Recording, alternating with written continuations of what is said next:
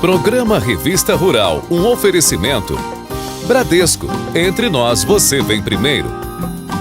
Branco, a força que o Brasil precisa. Família Randap, nossa maior tradição é evoluir sempre. CRV, Better Calls, Better Life.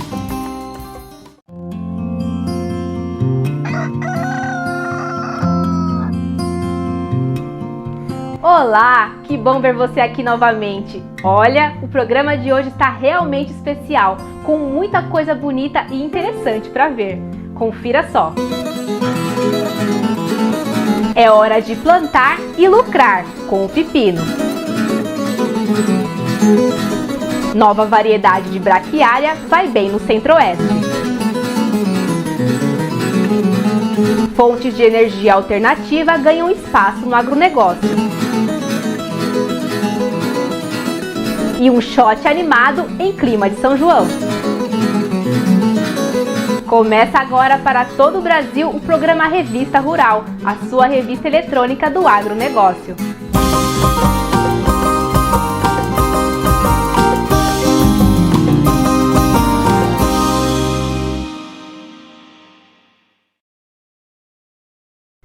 Seja na salada ou em forma de picles, o pepino é um produto que tem boa aceitação na mesa do brasileiro e, com o manejo certo, pode ser uma cultura bem lucrativa.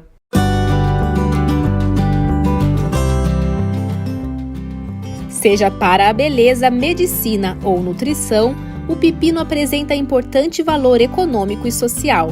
E apesar de ser apreciado por todos os cantos do Brasil, são as regiões sul e sudeste do país as maiores produtoras do fruto, principalmente com a finalidade industrial, que através do manejo adequado resulta em qualidade e rentabilidade. As regiões produtoras no Brasil maior são Rio Grande do Sul, Santa Catarina e Paraná, e Minas Gerais, norte de Minas Gerais. O ideal é você plantar, o período de plantio é o período que seja o período quente e que evite as maiores precipitações nas regiões. Então a gente pede para não plantar naquele período que é de muita chuva, né? Então, fora isso, fugindo do frio e de muita chuva, ele vai bem. Então nessas regiões é plantado basicamente na época seca do ano e época quente. Pepino, como toda cucurbitácea, ela não gosta do frio. Ela trava, cai a produção, a planta não se desenvolve. Então a cucurbitácea tem que estar ligada sempre ao calor. Quanto maior o calor, maior o desenvolvimento, maior a produção. O sistema de estufa garante proteção ao cultivo e plantio o ano todo. Ainda assim, os pepinos se desenvolvem bem em campos abertos. Aqui a gente está no ambiente de estufa, mas no Brasil 90% das áreas é campo aberto. A grande parte das indústrias, como é área extensiva, não são áreas pequenas, então é feito em campo aberto. Devido à estufa, é lógico, você vai ter uma qualidade na estufa, mas é um sistema caro, então que onera muito a cultura. Então, como são áreas extensivas, acaba que a grande maioria dos plantios é campo aberto. A gente indica solos de textura mediana, não muito argilosos, para não reter tanta água, que tenha solos profundos, principalmente um solo latossolo vermelho, que tenha uma boa quantidade de matéria orgânica, para também não secar demais o solo quando for plantado, então ter uma vida microbiana ideal, ali que possa as raízes se desenvolver muito bem, Então é um solo que a gente indica, principalmente como o pepino, no geral o pepino conserva, eles não têm resistência a nematóide. A gente indica ainda nos primeiros plantios, o ideal que seja em cima de áreas que foram plantios de braquiária, de gramínea braquiária, porque já é uma garantia que você não tenha problema com nematóides nessa cultura, que a braquiária ela controla essa infestação de nematóides no solo. Por se tratar de um vegetal rico em água, além de disponibilizar o solo adequado para o cultivo, a atenção com a irrigação é crucial. No pepino para a indústria, o pepino conserva, praticamente todas as áreas que eu acompanho são no sistema de gotejo. É um material muito exigente em água, o pepino em si, base dele é água, né? Então é uma cultura muito exigente em água. Então, como é uma forma de economizar a água, o gotejo é o sistema que mais dá certo para essa cultura. Além de fornecer a água, você pode fazer a fertirrigação nesse sistema. Então você economiza na mão de obra também, porque vai além da água, vai o nutriente para fornecer a planta, né? Quanto maior o pepino, menos crocância. Por isso, a principal característica do produto indústria é a colheita precoce. Além disso, o formato mais cilíndrico e a boa quantidade de espinhos são avaliados. A colheita do pepino para a indústria, as indústrias trabalham com um limite, geralmente de 6,5 a 7 de comprimento. Esse é o limite que as indústrias têm buscado, tá? É o ideal para eles, para o processamento, é o padrão do mercado brasileiro, tá bom? Uma outra característica em relação ao pepino é as indústrias trabalham uma relação que para eles é muito interessante, que é uma relação chamada de 3:1, que é relação de comprimento e largura, né? Então você vai ter aqui comprimento vezes largura, 3:1. Por que essa relação para as indústrias é muito, muito importante? Porque hoje o invase do vidro é mecanizado. Se ele for comprido e fino, o pepino, se ele cair em pé, ele não entra dentro da boca do vidro, né? E se ele for comprido e fino. Se ele for curto e grosso, ele vai encher o vidro, mas não vai dar o peso drenado, que também no rótulo tem que estar especificado esse peso drenado. Então é uma relação, essa relação de 3:1 no pepino para a indústria é muito procurada e é muito importante. Desenvolvidos para garantir produtividade e rusticidade, os pepinos híbridos são resistentes às principais pragas. Não é à toa que uma das variedades foi nomeada de guerreiro. O nome veio a calhar, né? Porque ele é multivírus e tem a tolerância ao míldio, que hoje também é uma das principais doenças no pepino, né? Você vê pela folha dele, né, que ele é um verde mais escuro que os demais. É uma folha mais coreácea, né, que a gente fala, mais dura, né, mais rígida, né? Você vê até as testemunhas aqui no calor, a folha já dobrou, então é uma folha mais macia. E ele você vê que está com a folha mais ereta e mais coreácea. Quanto mais dura a folha, mais difícil do fungo ou bactéria inocular essa folha, né? Então por isso ele tem uma sanidade superior aos outros materiais.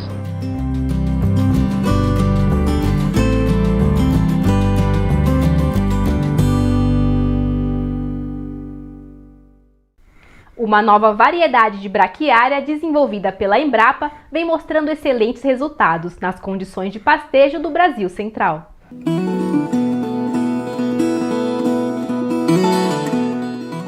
A nova braquiária BRS Integra é fruto da parceria entre a Embrapa e a Unipasto e vem do Programa de Melhoramento Genético que visa disponibilizar aos agricultores uma cultivar forrageira de alta qualidade.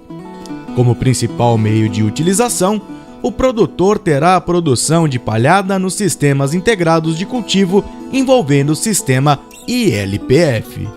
Um material que ele tem uma altura aproximada de 80 a 110 centímetros, são plantas vigorosas, tem um porte mais ereto, né? Mais ereto e mais homogêneo do que a cultivar Kennedy. As plantas, as folhas são arqueadas, elas são eretas, arqueadas no terço superior, né?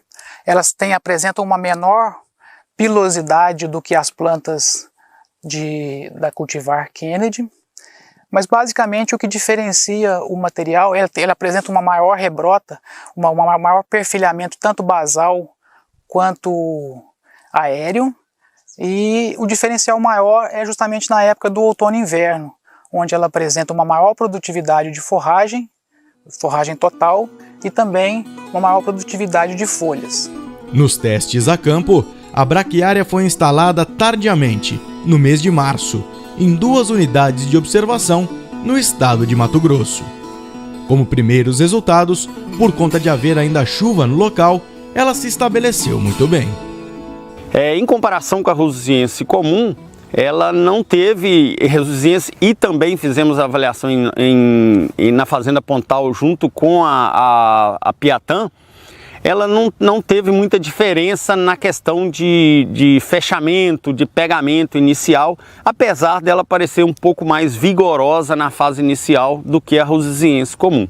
Mas elas se portaram da mesma forma até um ponto aí de 60, 55 a 60 dias. O fato de se manter ereta por mais tempo do que as outras braquiárias, de fato chama a atenção dos pesquisadores. E é um ponto positivo para quem utiliza a variedade no campo. A rosiziense acama muito rápido e isso prejudica, né, o pastejo dos animais, a eficiência de pastejo dos animais. Aí a Integra permanecendo em pé fica um pouco melhor. Mesmo os animais passando por ela, como em Sorriso, por exemplo, que o gado entrou um pouco mais tarde, com mais de 90 dias, ela ainda se permaneceu em pé, né? E o gado pastejando, né, usando mais aquelas plantas do que com a outra rosiziense acamada. Uma das grandes diferenças é essa. Uma das outras diferenças notadas foi em relação à rebrota. Nas primeiras chuvas, onde se tirou o gado para a dissecação da soja, houve uma rebrota mais rápida do que a comum, favorecendo quem faz o pastejo no mês de outubro, considerado período inicial das águas.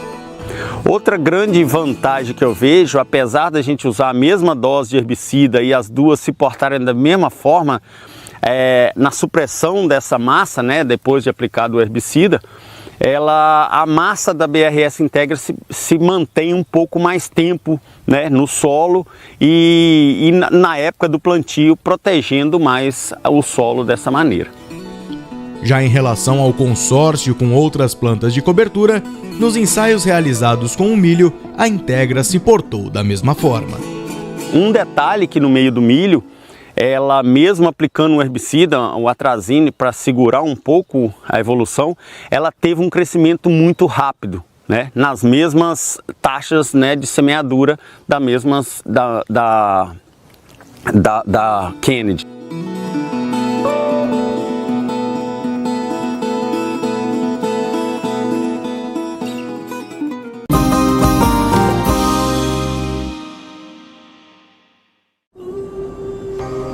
E se for melhor esperar mais? E se eu estiver sonhando alto demais? E se o mundo nunca mais voltar ao normal? Em momentos como este, podemos acreditar que não somos bons o suficiente. Mas ninguém é bom o tempo todo. É por isso que queremos ser bons quando você precisa. Com apoio do tamanho certo, na hora e do jeito que você quer. Porque entre nós, você vem primeiro. Quando o assunto é proteção da sua lavoura, confie na família Roundup. Nós acreditamos que evoluir é fundamental e que tradição é estar no mercado há mais de 40 anos e investir em inovação para proporcionar a sua tranquilidade. É por isso que quando o assunto é herbicida, Roundup é a primeira marca que vem à mente dos agricultores. Família Roundup. Nossa maior tradição é evoluir sempre.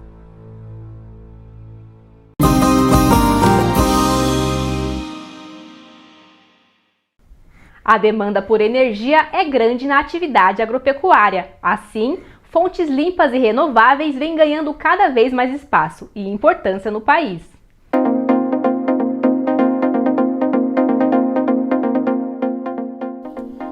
O agro brasileiro passa por um momento de escassez das fontes tradicionais de energia.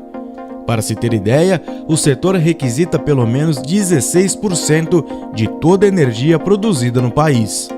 E por ser pujante na economia nacional, a área agrícola vê nas novas fontes alternativas, como a energia solar, por exemplo, uma nova opção. A gente tem hoje cerca de 25 mil pivôs de irrigação que requerem energia e água. E se nós pudéssemos abastecer esses pivôs de energia, a nossa capacidade produtiva no mínimo dobraria, né? E a gente teria um setor com muito mais presença e pujança no PIB brasileiro, que hoje já é de 28%. Quando a gente fala de pivô ou até irrigação como um todo por alagamento, você tem arroz, você tem o milho, você tem a soja, você tem o café, né? E você tem o próprio fumo, que o Brasil é um grande produtor, e são todas culturas que o Brasil exporta muito. Se a gente pegar os 10 produtos mais exportados pelo Brasil no último ano, 6 deles vêm do agronegócio. Atualmente, o Brasil gasta em média por ano 32 bilhões de reais em subsídios energéticos.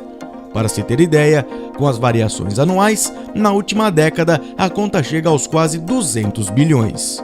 Com isso, o investimento em energia solar pode permitir que os custos sejam menores, mas é preciso ter paciência para se obter o retorno. Hoje, 16% de praticamente tudo que se vende de energia solar se vende para o agro. Se nós temos hoje 10 gigas instalados em geração distribuída, pelo menos 1,6 gigas está no agronegócio. Culturalmente, o Brasil ele não é ainda, não tem um pensamento como os países mais desenvolvidos que analisam payback, né? O brasileiro quer um payback de 1 ano e isso não existe. Se nós verificarmos que uma usina solar ela tem uma garantia de geração de 25 anos, uma vida útil de 40 anos e que o investimento se paga em 4, isso é muito bom. Então, ao longo da vida útil, a energia cai para menos de 15 centavos o quilowatt-hora, o que é muito importante. De hoje, a Selic está 13. Um investimento em solar com que você deixa de gastar é como se o seu dinheiro rendesse de 18% a 22% ao ano, ou seja, é muito mais alto que a Selic, que está 13,75 hoje. Em relação a retorno de investimento, é muito gratificante. Tendo a possibilidade de utilizar a safra como moeda de pagamento pelo investimento feito em placas solares, o tamanho das áreas que o produtor possui independe para a utilização das novas fontes de energia. Vamos pegar três aplicações: pivô, secador e granja. Né? Um pivô médio ele vai ter uma necessidade de uma planta de 600 a 800 kWp, que vai requerer cerca de 8 mil metros quadrados, o que não é nada para uma área de calcinha do pivô. Né? Você pode colocar ali na calcinha do pivô e isso fica tranquilo. Quando eu falo de secador, ele vai requerer uma planta aí também de 800 a 900 kW, também 10 mil metros quadrados, o que para uma área de agronegócio não é nada. Para um aviário ele requer uma potência instalada de cerca de 75 kWp. Isso vai dar aí, 100 metros quadrados de área. Então, em termos de área, quando eu comparo com agro, não é nada. E quando vamos falar das granjas, a gente tem mais de 120 mil aviários no país.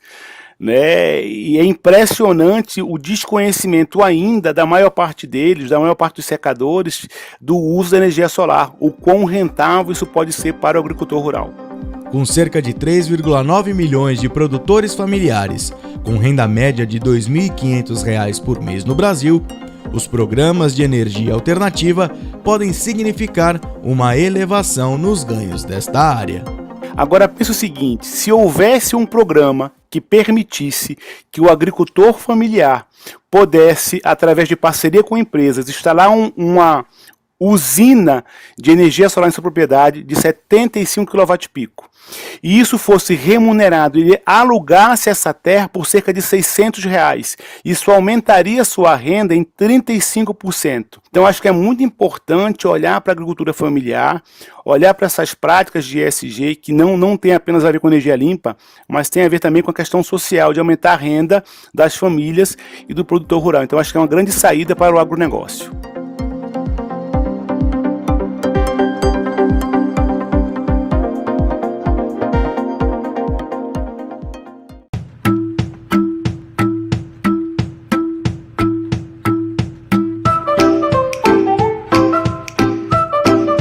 Mecanização no plantio é sempre uma coisa bonita de se ver, não é mesmo?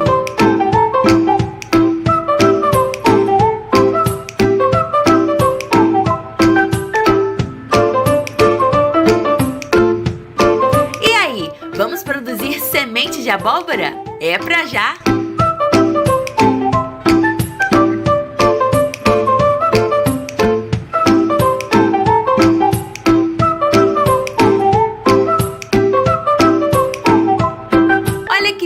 técnica legal para evitar o esmagamento da lavoura.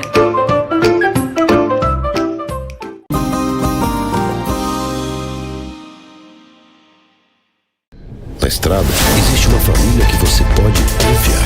A nova família de extra pesados Volkswagen tem a força que você precisa. A melhor rede de concessionárias do país.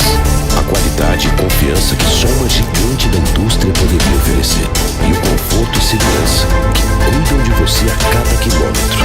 Nova família de extra pesados da Volkswagen Caminhões e Ônibus. Novos gigantes Volkswagen, sob medida para o seu negócio. Volkswagen. Programa Revista Rural, um oferecimento. Novos gigantes Volkswagen, sob medida para o seu negócio.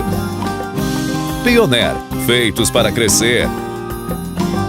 Tortuga, uma marca DSM. Singenta e você, inovando e conectando o agro. Pioneiros são aqueles que abriram caminhos e hoje passam os ensinamentos para quem está determinado a continuar. O passado, o presente e o futuro fazem parte de nós. Um novo tempo se abre e novamente chegaremos onde ninguém nunca esteve antes. Afinal, somos pioneiros, com coragem em todos os tempos.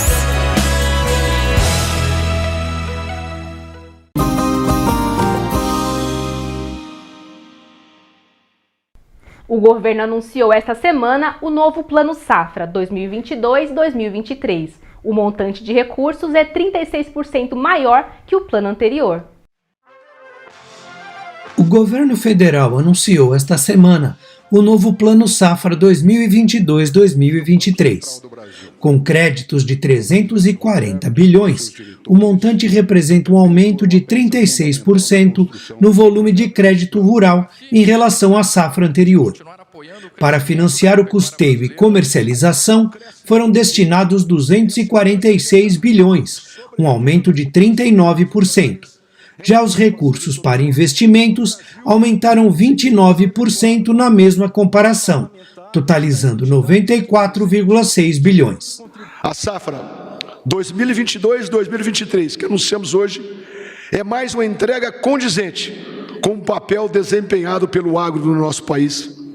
Em um cenário extremamente desafiador, ainda sob os efeitos econômicos da pandemia de Covid-19, agora somada às consequências do conflito na Europa, estamos lançando um plano safra capaz de atender aos diversos segmentos do agro e atento ao compromisso, ministro Guedes, do governo e da sociedade com a responsabilidade fiscal.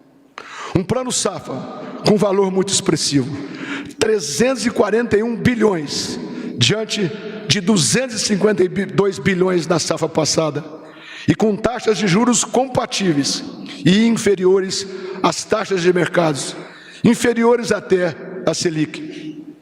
Um plano que prioriza a agricultura familiar, os pequenos e médios produtores, as linhas de créditos para projetos de sustentabilidade ambiental e a ampliação do armazenamento nas propriedades rurais. Presente à cerimônia, o presidente Jair Bolsonaro enalteceu a importância do setor, não apenas para a economia brasileira, mas para ajudar a combater a fome em todo o planeta. O nosso agro, de vez em quando, criticado, mas tão essencial a todos nós. Vejo como outros países estão se comportando nessa questão. Como a Europa, 20% de terra para repouso deixou de ter. Matas ciliares, por exemplo, nos Estados Unidos. A gente voa Estados Unidos, voa Europa, e a gente não vê manchas verdes lá embaixo, coisa rara. Bem como não vemos mata ciliar. É um sinal que o Brasil é um exemplo para o mundo na questão do agronegócio. A Embrapa também foi lembrada como pilar importante nesse desenvolvimento da ciência e tecnologia de produção no campo. A Embrapa é uma gigante, desde quando nasceu lá atrás, no governo militar. E a Embrapa agora, com novas tecnologias, com estudo, com dedicação dos seus servidores, já começa a plantar e colher trigo em regiões nunca antes pensadas, tendo em vista, obviamente, a questão climática da região. Temos 1 milhão de hectares em Roraima pronto para produzir trigo, via, obviamente, irrigação, bem como o Centro-Oeste. Não se pensava no passado trigo nessa região, como lá atrás, antes de Augusto Paulinério, não se pensava nesse grande cerrado, nesse Centro-Oeste brasileiro. E hoje a potência do agro, em especial do trigo, se encontra nessa região. A ex-ministra da Agricultura, Tereza Cristina, também foi alvo de várias homenagens.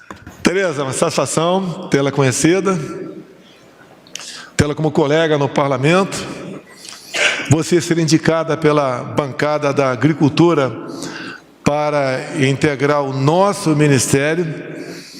E quando te viu a primeira vez, a pequena, grande Tereza Cristina, a gente sabia que ela era gigante, mas não tanto quanto revelou ser ao longo desses 3 anos à frente do ministério. E a gente espera vê-la oportunamente promovida, de deputado a senadora da República. Que tal um shot animado para alegrar o dia? É isso aí, mais uma delícia de música ao som da viola.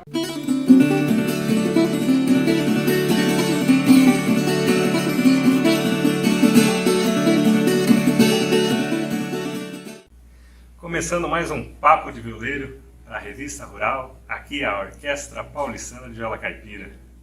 E hoje, dando sequência aí às festas juninas e julinas, vamos lembrar um pouquinho do Nordeste, né? Vamos fazer um shot. Tem aqui os compositores, a gente sempre gosta de ressaltar os compositores. Vamos fazer Esperando na Janela, é de Manuca Almeida, Raimundinho do Acordeão e Targino Gondim. E Quem Ama Cuida, do grande compositor Flávio Leandro. Vamos nós!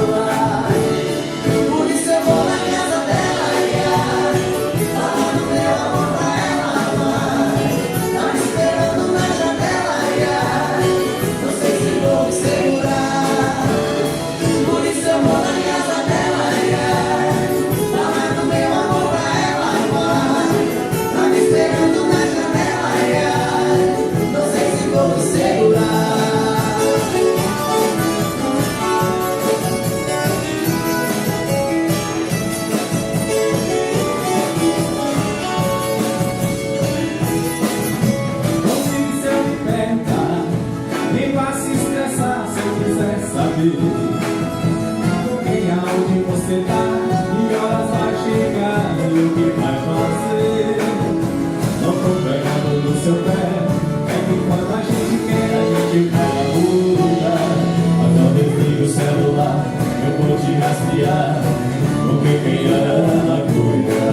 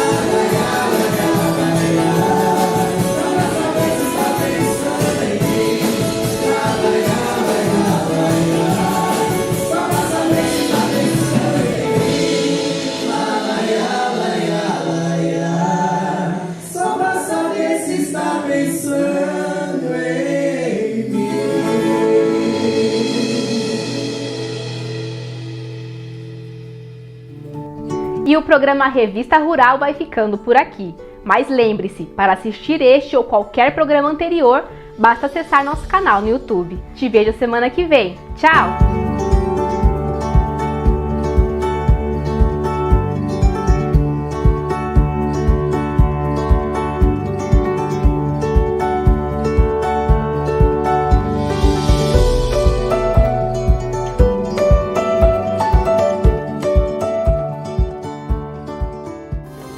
Programa Revista Rural, um oferecimento. Jacto, novos tempos, novas soluções. E Corteva, pastagem. A natureza é nossa força, a pecuária, a nossa raça. E alimentar o mundo, a nossa fé.